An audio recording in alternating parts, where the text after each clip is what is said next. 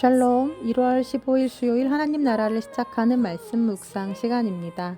오늘 우리에게 주신 하나님의 말씀은 여호수아 10장 1절에서 15절까지의 말씀인데요. 오늘의 말씀을 젊은 삼누리 삼손의 김희경 집사님께서 봉독해 주시겠습니다. 하나님의 말씀을 경청하십시오. 그때 여호수아가 아이를 빼앗아 진멸하되 여리고와 그 왕에게 행한 것 같이 아이와 그 왕에게 행한 것과 또 기브온 주민이 이스라엘과 화친하여 그 중에 있다함을 예루살렘 왕 아도니세덱이 듣고 크게 두려워하였으니 이는 기브온은 왕도와 같은 큰 성임이요 아이보다 크고 그 사람들은 다 강함이라. 예루살렘 왕 아도니세덱이 헤브론 왕 호함과 야르뭇 왕 비람과 라기스 왕 야비야와 에글론 왕 드빌에게 보내어 이르되 내게로 올라와 나를 도우라. 우리가 기브온을 치자.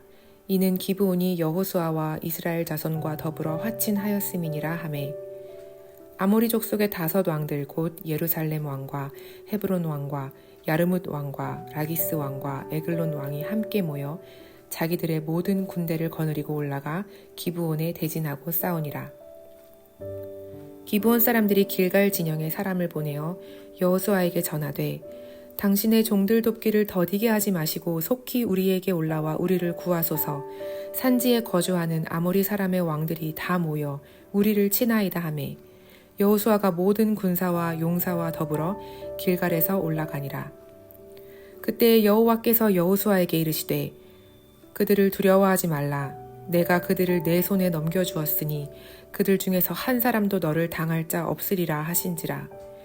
여호수아가 길갈에서 밤새도록 올라가 갑자기 그들에게 이르니 여호와께서 그들을 이스라엘 앞에서 패하게 하심으로 여호수아가 그들을 기브온에서 크게 사륙하고 베토론에 올라가는 비탈에서 추격하여 아세가와 막게다까지 이르니라. 그들이 이스라엘 앞에서 도망하여 베토론의 비탈에서 내려갈 때에 여호와께서 하늘에서 큰 우박덩이를 아세가에 이르기까지 내리심에 그들이 죽었으니 이스라엘 자손의 칼에 죽은 자보다 우박에 죽은 자가 더 많았더라.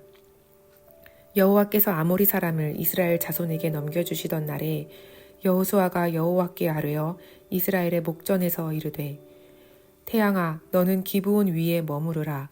달아 너도 아얄론 골짜기에서 그리할지어다 하매 태양이 머물고 달이 멈추기를 백성이 그 대적에게 원수를 갚기까지 하였느니라.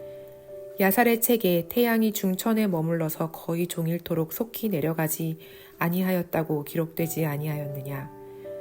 여호와께서 사람의 목소리를 들으신 이 같은 날은 전에도 없었고 후에도 없었나니 이는 여호와께서 이스라엘을 위하여 싸우셨음이니라.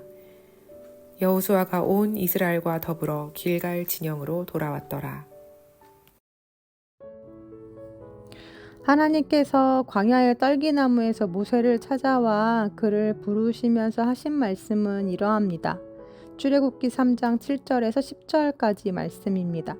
여호와께서 이르시되 내가 애굽에 있는 내 백성의 고통을 분명히 보고 그들이 그들의 감독자로 말미암아 부르짖음을 듣고 그 근심을 알고 내가 내려가서 그들을 애굽인의 손에서 건져내고 그들을 그 땅에서 인도하여 아름답고 강대한 땅, 젖과 꿀이 흐르는 땅, 곧 가나안 족속, 헷 족속, 아모리 족속, 브리스 족속, 휘 족속, 여부수 족속의 지방에 데려가려 하노라.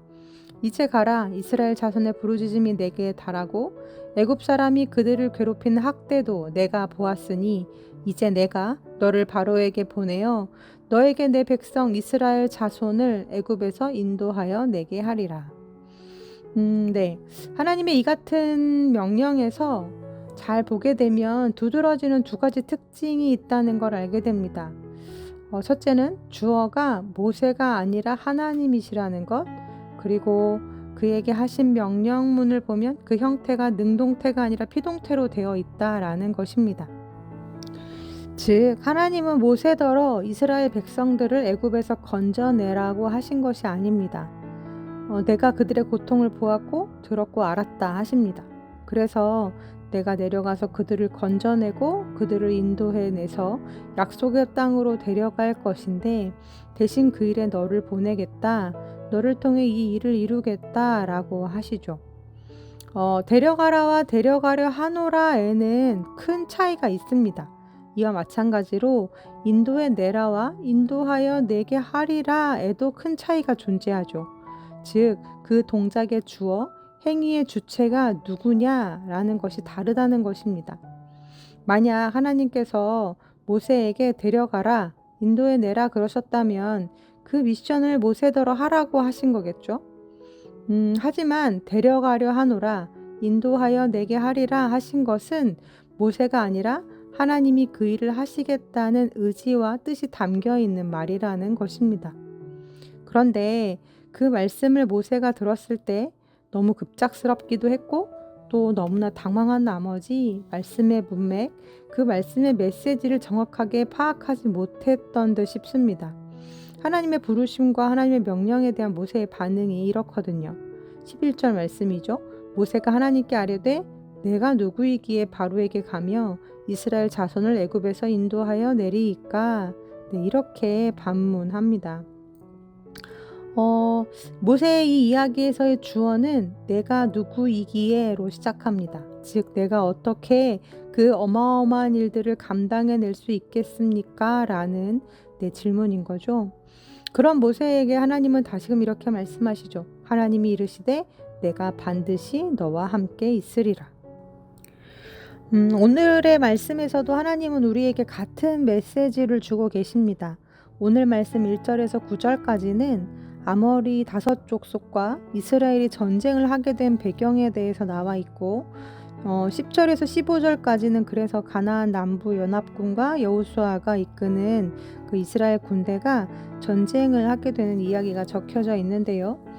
전쟁이 본격적으로 시작되는 10절 말씀부터 주어가 갑자기 여호와 하나님으로 바뀌고 있는 것을 볼 수 있습니다. 이스라엘이 요단을 건너와서 여리고성과 아이성을 차례대로 무너뜨리고 그 전부터 이스라엘 민족이 광야를 거쳐 모압을 통과해 이곳 가나안으로 들어오기까지 어떤 일들이 있었는지 소문으로 익히 들어 알고 있었던 이 가나안 족속들은 겁을 먹고 두려움에 떨기 시작합니다. 그럴 때 반응은 두 가지로 나뉘는데요. 기브온은 처음부터 항복을 하고 이스라엘과 화친 조약을 맺어서 전쟁을 피하는 쪽을 택했다면 다른 족속들은 연대를 해서 이스라엘과 맞서는 쪽을 택하죠. 제 아무리 이스라엘이 강하다 할지라도 5 족속이 연합을 이루어서 대항한다면 숫자적인 측면에서도 그렇고 특히나 이곳은 가나안의 홈그라운드인데 이 지역의 특성을 잘 아는 가나안 연합국이 훨씬 더 유리한 전쟁이겠죠. 이스라엘이 아이성 전투의 패배를 계기로 다시금 하나님 앞에서 자신들의 죄를 회개하고 율법을 갱신함으로 믿음도 사기도 상승세를 타고 있는 중이긴 하지만 여호수아에게도 이 전쟁은 전혀 두렵지 않은 전쟁은 아니었을 것입니다. 그때 하나님은 여호수아에게 이렇게 말씀하십니다. 8절 말씀입니다. 그때 여호와께서 여호수아에게 이르시되 그들을 두려워하지 말라. 내가 그들을 내 손에 넘겨주었으니 그들 중에서 한 사람도 너를 당할 자가 없으리라. 여호수아는 그래서 그 말씀을 믿음으로 받고 순종함으로 군대를 이끌고 나가서 기브온과 전투를 벌이는데요. 그런데 그래서 여호수아가 이렇게 했고 이렇게 했다, 이런 전투를 벌였다 라고 기록되어 있는 것이 아니라 이후 모든 문장의 주어에서 그 주어가 여호와 하나님으로 기록되어 있는 것을 확인하실 수 있을 겁니다.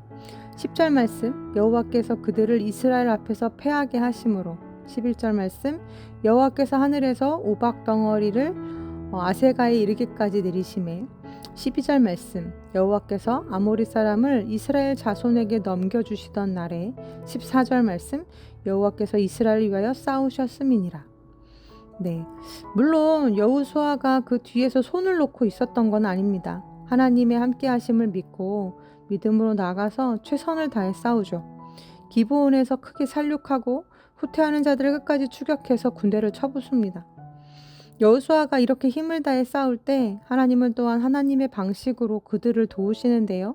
하늘에서 생각지도 못했던 우박을 내리시기도 하고 여호수아가 기도할 때 태양이 머물고 달이 멈추는 기이한 일들을 일어나게 하십니다. 그래서 가나안의 신, 태양의 신, 하늘의 신인 그 바알을 제압하시는 그 위에 계신 진짜 하나님 여호와를 그들에게 알게 하시죠. 사랑하는 우리 우신 가족들, 여전히 우리는 우리가 한다 합니다. 결국엔 내가 할 것처럼 여전히 겁을 내고 두려워합니다. 우리 성도들의 이야기가 아니라 저의 이야기입니다. 하지만 결국 내가 할 수 있는 것은 아무것도 없다는 걸 고백하게 되는데요. 그래서 우리에게 필요한 건 믿음과 순종이겠다 싶습니다. 주께서 하신다는 믿음, 그리고 그 믿음으로 오늘 나를 보내신 곳에서 내게 주어진 사명에 최선을 다하는 것, 그리고 내 한계를 주님께 내어 맡겨 기도하는 것, 이것이 오늘 이 전쟁과도 같은 삶을 살아가며 우리가 보여야 하고 가져야 할 태도가 아닐까요? 나와 함께 하시겠다고 하신 주님의 약속을 믿읍시다. 그리고 그저 내가 할 수 있는 일에 최선을 다합시다. 마지막으로 힘이 붙일 때 기도합시다. 이스라엘을 위해 친히 함께 싸우시며 이기심을 주셨던 하나님이 우리의 모든 삶에 그 벅차고 힘이 붙이는 모든 순간에 내 힘이 아닌 그분의 힘으로 그 길을 지나가게 하시며 담을 뛰어넘는 역사를 일으켜 주실 것을 믿음의 눈으로 바라봅니다. 아멘. 함께 기도하시겠습니다. 주께서 나의 등불을 켜시며 여호와 내 하나님이 내 흑암을 밝히시리이다. 내가 주를 의뢰하고 적군을 향해 달리며 내 하나님을 의지하고 담을 뛰어넘나이다. 아멘. 하나님, 여호수아가 기브온에서 했던 그 가슴 뛰는 벅찬 경험, 시편 18편에서 다윗이 했던 고백이 곧 우리의 고백이 되기를 소망합니다. 여전히 떨리고 두렵고 벅차고 자신 없지만 내 하나님, 천지를 움직이시고 모든 것을 주관하시는 능력의 하나님께 나와 내 가족과 내 모든 두려움과 근심의 제목들을 올려드립니다. 믿음으로 싸울 때 믿음대로 되어지는 놀라운 일들이, 그러한 경험들이 우리 우신 가족들의 삶에 풍성이 임하게 채워지게 하여 주옵소서. 예수님의 이름으로 기도합니다. 아멘. 말씀을 마쳤습니다. 이후로 함께 나눌 오늘의 감사 사연의 주인공은 앞서 말씀을 봉독해 주신 김희경 집사님이신데요. 집사님께서 보내주신 글 읽어드리겠습니다. 안녕하세요. 높은 뜻 오신 성도님들, 저는 젊은 삼누리 삼순의 김희경 집사입니다. 하나씩 감사사연 순서가 돌아온다는 소식에 무엇을 성도님들과 나눠야 할지 많은 고민을 하게 되었는데, 그 이유는 아마도 지금 제 앞에 놓인 작은 고난이 너무나 거대해 보여 지금까지 제가 받은 수많은 감사할 삶의 이유를 돌아보지 못하고 있기 때문인 것 같습니다. 그래서 이 고백의 시간이 무척 귀한 이유는 이 하나씩 감사사연을 정리하면서 가장 감사해야 할 것은 제가 하나님 마음이 너무 알고 싶어졌다는 걸 깨닫게 되었다는 것입니다. 지난 한 해는 하나님 앞에서 완전히 무너지는 한 해였습니다. 매년 연초에 작성하는 기도 제목이 2024년에는 정말 무색하게 그 결과가 초라하기 짝이 없었습니다. 무엇하러 기도 제목을 썼을까 싶을 정도로요. 수많은 시간 하나님을 향해 화도 내어보고 차라리 하나님을 믿지 않는 삶이 속 편하지 않을까 원망하던 시간이 쌓여가던 12월 어느 날, 경제적인 어려움, 가족 간의 갈등, 일터에서의 무기력함으로 제 스스로가 무너져 내렸을 때 불현듯 들었던, 어쩌면 내 기도 제목이 하나님의 생각과는 너무 달라서이지 않았을까? 내가 하나님과 완전히 다른 방향으로 삶을 바라보고 있는 건 아니었을까라는 생각이었습니다. 신앙생활을 하면서 아주 많은 순간 기도와 찬양으로 하나님의 마음을 알게 해달라고 입으로 고백했지만, 저는 난생 처음으로 진심으로 하나님이 궁금해지기 시작했습니다. 하나님은 대체 어떤 마음이실까? 그분은 도대체 어떤 분이시길래 도대체 왜 매 순간 숨이 턱까지 차오를 정도로 성실하고 최선을 다하는 나의 애씀을 이리도 무용하게 만드시는 걸까라는 원망과 함께 하나님 마음을 아주 조금이라도 알면 참 좋겠다. 그럼 내 기도의 방향이 바뀌고 삶을 대하는 태도도 하나님 기뻐하시는 모습으로 바뀔 수 있지 않을까라는 생각이 조금씩 들면서 지금껏 제가 고수해왔던 버릴 수 없었던 생각의 고집들을 조금씩 내려놓는 것을 시도하고 있습니다. 어쩌면 저는 제 생각의 틀과 고집 때문에 하나님이 제 안에 비집고 들어오지도 못하시게 꽁꽁 담을 쌓았던 것은 아닐까라는 생각이 들었거든요. 그래서 2025년은 그 어느 해보다도 제 애씀이 덜한 해가 되기를 소망합니다. 하나님이 비집고 들어오실 필요가 없게 제 애씀을 헐겁게 내려놓고 그분이 제 삶을 주관하실 수 있도록 영리하지 못한 신앙생활을 해보려 합니다. 너무 많은 고민과 염려로 나를 사로잡는 제 생각들을 내려놓고 주변에서 권하는 것을 편견과 고민 없이 받아들이고 이 길 저 길 조금 헤매기도 하고 무엇을 권하시면 해보고 그만해라 하시면 그만하고 잘 안 돼도 슬퍼하지 않고 실패하면 하나님 손잡아 주시려니 하고 기다려 볼까 합니다. 누가 그러더군요. 진정한 금수저는 매 순간 어려움 없이 성취하는 사람이 아니라 실패해도 괜찮은 사람, 또 도전할 수 있는 환경에 있는 사람이라고요. 그런 면에서 본다면 저희는 진짜 찐 금수저라고 생각합니다. 쓰러지더라도 아주 엎드러지지 않게 손 붙잡으시는 하나님이 제 아버지시니까요. 신년 첫 예배의 말씀처럼 미리 앞서 장막 칠 곳을 찾으시는 하나님이 제 아빠이시니까요.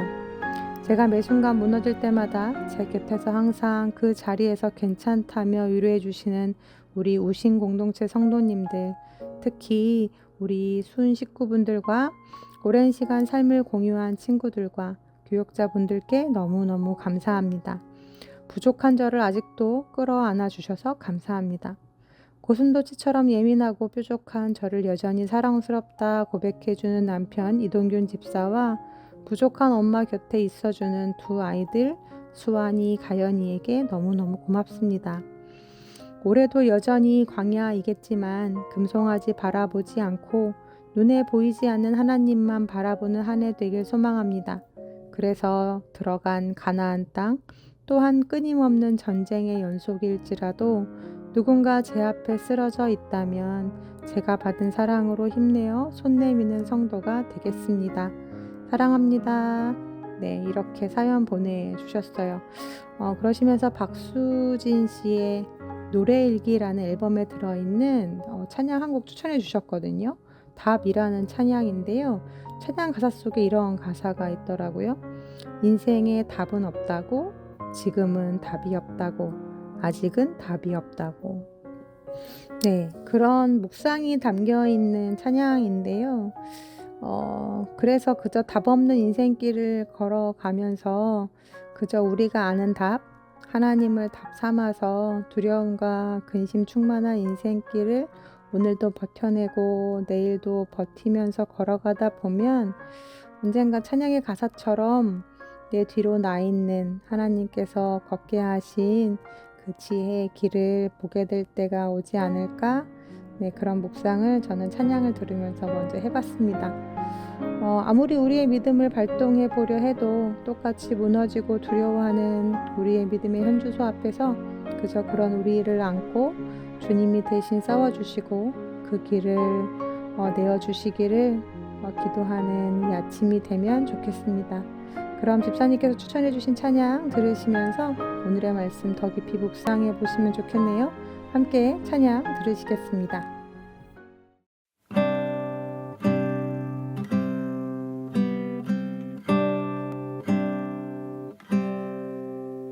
수많은 질문들 그 속에 또 다른 질문들 고개를 저으며 고개를 떨구며 가만히 숨 몰아쉴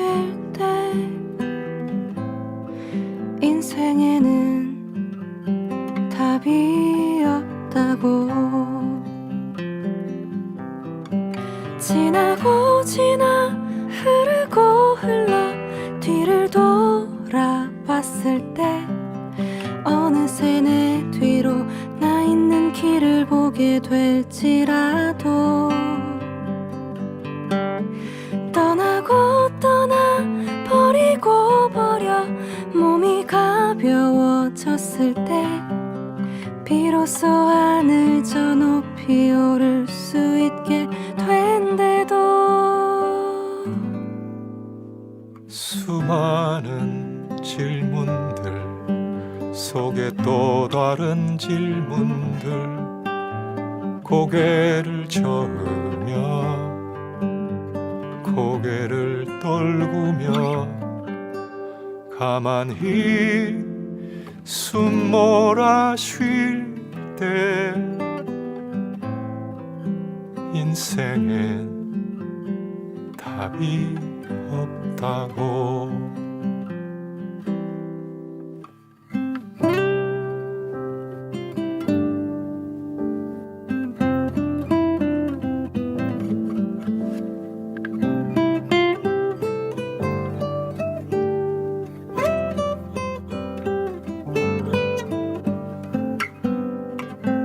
지나고 지나 흐르고 흘러 뒤를 돌아봤을 때 어느새 내 뒤로 나 있는 길을 보게 될지라도